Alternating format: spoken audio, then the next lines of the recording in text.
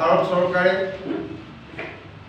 নৰেন্দ্ৰ মোদীৰ নেতৃত্বাধীন বিজেপি চৰকাৰখনে আমাৰ যিখিনি আমাৰ কংগ্ৰেছ দিনত ভাৰতবৰ্ষত বিভিন্ন আঁচনি তৈয়াৰ কৰিছিলে আৰু আঁচনি বলবৎ কৰিছিলে। তাৰ ভিতৰতে MGNREGA নামেৰে এটা 100 দিনীয়া কৰ্মসংস্থাপন দিয়া এটা আঁচনি তৈয়াৰ কৰিছিলে আৰু সেই আঁচনিটোত 90% আপোনাৰ কেন্দ্ৰীয় চৰকাৰৰ পৰা অনুমোদিত টকা আছিল আৰু 10% অসম চৰকাৰৰ অনুদান আছিল। কিন্তু আজি নৰেন্দ্ৰ মোদী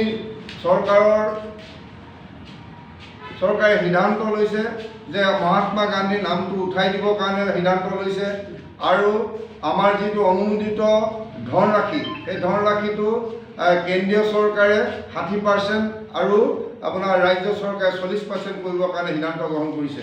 আৰু লগতে আমাৰ যিটো 100 দিনৰ কামৰ মজুৰি দিবই লাগিব, কাম যদি দিব নোৱাৰে 100 দিনৰ মজুৰি দিয়াৰ এটা যিটো আমাৰ আছিলে সাংবিধানিক এটা নীতি আছিলে, সেই নীতিটো তেওঁলোকে উলংঘন কৰিছে। আপোনালোকে নিশ্চয় গম পাইছে এই যে ছেকেণ্ড টাৰ্ম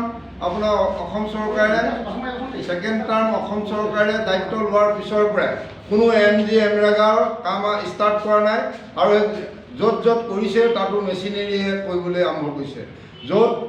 য'ত মানুহক আপোনাৰ হাজিৰা দি এটা মজুৰি দি কাম কৰাব লাগে, 100 দিনৰ এটা মজুৰি প্ৰতিজন শ্ৰমিকে পাব লাগে, সেইখিনিৰ পৰা বঞ্চিত কৰি তেওঁলোকে যিখিনি কাম আজি তাৰিখত আৰম্ভ কৰিছে এই টাৰ্মটোৰ ভিতৰত কৰিছে সকলো মেচিনেৰীৰ জৰিয়তে কৰিছে। গতিকে আমাৰ সাধাৰণ মজুৰি কৰি খোৱা মানুহখিনিয়ে আমাৰ মজুৰি পাবলৈ আমাৰ সমৰ্থ হোৱা নাই আৰু আমি দাবী উত্থাপন কৰিছোঁ যে অতি সোনকালে সেই 100 দিনৰ কাম কৰাৰ আপোনাৰ এটা পৰিৱেশ সৃষ্টি কৰি দিয়ক আৰু 100 দিনৰ যদি কাম দিব নোৱাৰে তেওঁলোকক মজুৰি দিয়াৰ ব্যৱস্থা কৰি দিয়ক।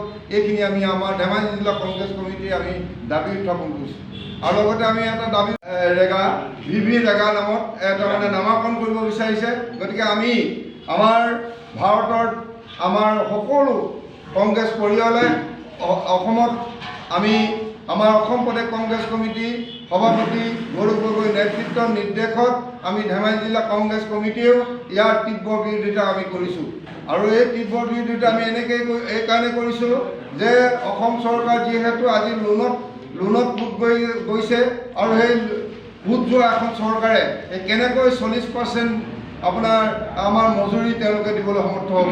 গতিকে আমি দাবী উত্থাপন কৰিছোঁ আগৰ দৰে MGNREGAটো মহাত্মা গান্ধীৰ নামতে থাকিব লাগিব আৰু 2 নম্বৰটো 90% চেণ্ট্ৰেল চৰকাৰৰ অনুদান থাকিব লাগিব আৰু 10% আমাৰ ৰাজ্যিক চৰকাৰৰ অনুদান থাকিব লাগিব।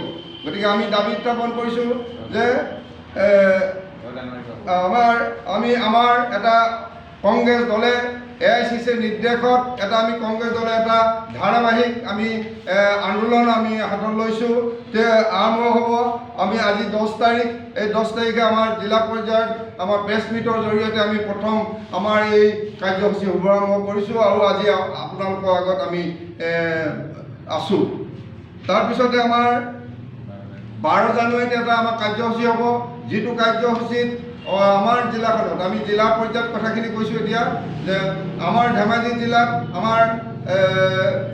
6টা-7টা ব্লক আছে আৰু সেই গোটেই ব্লককেইটাতে আধা দিন অৰ্থাৎ 4 ঘণ্টা জুৰীয়া অন্নখন কাৰ্যসূচী ৰূপায়ণ কৰিম অহা 12 তাৰিখে। গতিকে আমাৰ এই দাবী কংগ্ৰেছ দলে সজোৰে উত্থাপন কৰিছোঁ আৰু 12 তাৰিখে অন্নখন আমাৰ কাৰ্যসূচী আছে আৰু 17 তাৰিখে আমাৰ মণ্ডল আৰু বুথ কমিটি লৈ আমাৰ গাঁও পৰ্যায়লৈ এই গোটেই দাবীখিনি নিবৰ কাৰণে লিফলেট বিতৰণ কৰিম।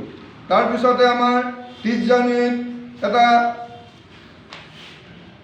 ৱাৰ্ড পৰ্যায়ত শ্বহীদ দিৱস উপলক্ষে সাংবিধানিক মৰ্যাদাৰ মূল্যবোধ ঘূৰাই পাবৰ কাৰণে একদম গাঁৱে গাঁৱে ইয়াৰ প্ৰতিবাদ কৰিবৰ কাৰণে সিদ্ধান্ত গ্ৰহণ কৰিছোঁ। আৰু যেতিয়ালৈকে আমাৰ মহাত্মা গান্ধীৰ নামত থকা MGNREGAটো পুনৰ আগৰ নিচিনাকৈ প্ৰৱৰ্তন নকৰিব তেতিয়ালৈকে আমি কংগ্ৰেছ কমিটিয়ে আমি ধাৰাবাহিক আন্দোলন কৰিবৰ কাৰণে আমি প্ৰস্তুত আছোঁ। তাৰপিছতে আমি এটা কথা কৈছোঁ, ইয়াতে আমাৰ যিখিনি আমাৰ কংগ্ৰেছ দলৰ দাবী আছে এই দাবীখিনি মই আপোনালোকৰ হাতে হাতে মই দি দিম। আৰু সেই প্ৰথম কথাটো হ'ল যে আমাক MGNREGAৰ অধীনত 100 দিনৰ কাম লাগিবই, এইটো একদম 1 নম্বৰ ডিমাণ্ড। আৰু যদি কাম দিব নোৱাৰে 100 দিনৰ মজুৰি আমাক দিব লাগিব। আৰু 2 নম্বৰটো হ'ল আপোনাৰ কেন্দ্ৰীয় চৰকাৰে যিটো অনুদান 90% হ'ব লাগিব, অসম চৰকাৰৰ 10% হ'ব লাগিব। আৰু তৃতীয়তে আমাৰ মহাত্মা গান্ধীৰ দামটো কোনো কাৰণতে এইটো বদলি কৰিব নোৱাৰিব, আগৰ নিচিনা কৰি দিব লাগিব আমাক। আৰু যেতিয়ালৈকে এই আমাৰ যি দাবীকেইটা সম্পূৰ্ণ নহয় আৰু তেতিয়ালৈকে আমি কংগ্ৰেছ দলে ক্ষান্ত নাথাকোঁ, আমি ধাৰাবাহিকভাৱে এই আন্দোলনটো আমি আগবঢ়াই লৈ যাম।